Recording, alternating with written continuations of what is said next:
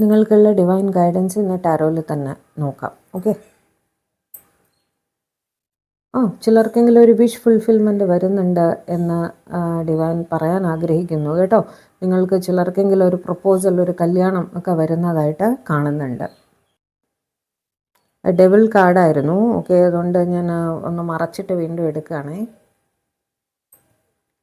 Devil എനർജിയിലാണ് ചിലരെങ്കിലും, എന്ന് വെച്ചാൽ ഒരു ഒബ്സസീവ് തോട്ട്സ് ഒക്കെ നിങ്ങൾക്ക് വല്ലാതെ ഫീൽ ചെയ്യുന്നുണ്ടാവും. അങ്ങനെ ഉണ്ടെങ്കിൽ അതിൽ നിന്നൊന്ന് ഹീൽ ചെയ്ത് പുറത്തേക്ക് വരാൻ നിങ്ങൾ തന്നെ ശ്രമിക്കണം. അതുപോലെ നിങ്ങൾക്ക് എന്തെങ്കിലും, നിങ്ങൾക്കോ നിങ്ങളുടെ പേഴ്സണോ ഏതെങ്കിലും തരത്തിലുള്ള addictions, smoking, drinking, alcohol, over tea, coffee കഴിക്കുക, അതേപോലെ ഓബ്സസീവ് തോട്ട്സ്, ഇതൊക്കെ നിങ്ങൾക്ക് ഫീൽ ചെയ്യുന്നുണ്ടെങ്കിൽ അതൊന്ന് ശ്രദ്ധിക്കണം.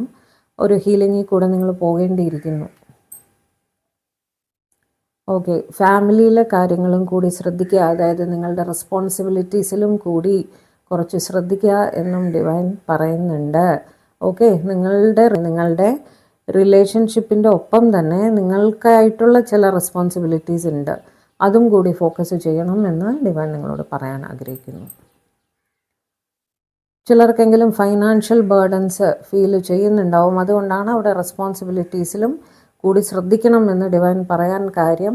ഓവർ സ്ട്രെസ് എടുക്കരുത്, എല്ലാം ശരിയാകും. ക്ഷമയോടെ ഡീൽ ചെയ്യേണ്ട കാര്യങ്ങൾ അങ്ങനെ തന്നെ ഡീൽ ചെയ്യുക. എടുത്ത് ചാടി തീരുമാനങ്ങൾ എടുക്കാതിരിക്കുക. ഫാമിലി സ്റ്റെബിലിറ്റി വളരെ ഇമ്പോർട്ടൻ്റ് ആയിട്ടൊരു കാര്യമാണ്. അത് നിങ്ങൾക്ക് റെസ്പോൺസിബിലിറ്റീസ് തീർച്ചയായിട്ടും ഉണ്ട്.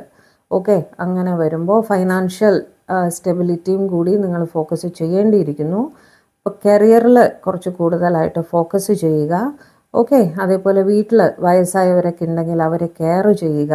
അതൊക്കെ നിങ്ങളുടെ പുണ്യപ്രവൃത്തിയിൽ പെടും. ഓക്കെ, പെറ്റ്സ് ഉണ്ടെങ്കിൽ അവരെ കെയർ ചെയ്യുക. അങ്ങനത്തെ കാര്യങ്ങളൊക്കെ അതിലും കൂടിയൊക്കെ ശ്രദ്ധിക്കണമെന്ന് പറയാണ്. ഒരേ ഒരു സ്ഥലത്ത് മാത്രം ഫോക്കസ് വെക്കാതെ ചുറ്റുമുള്ള മറ്റ് കാര്യങ്ങളിലും ഫോക്കസ് ചെയ്യൂ എന്നാണ് ഡിവൈൻ നിങ്ങളോട് പറയുന്നത്.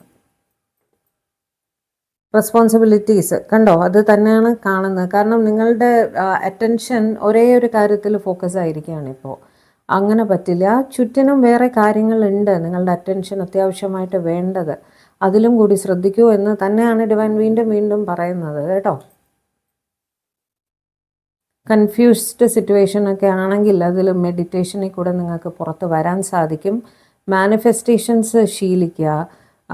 അതേപോലെ ഡിവൈനുമായിട്ടൊരു കണക്ഷൻ ഉണ്ടാക്കാൻ ശ്രമിക്കുക.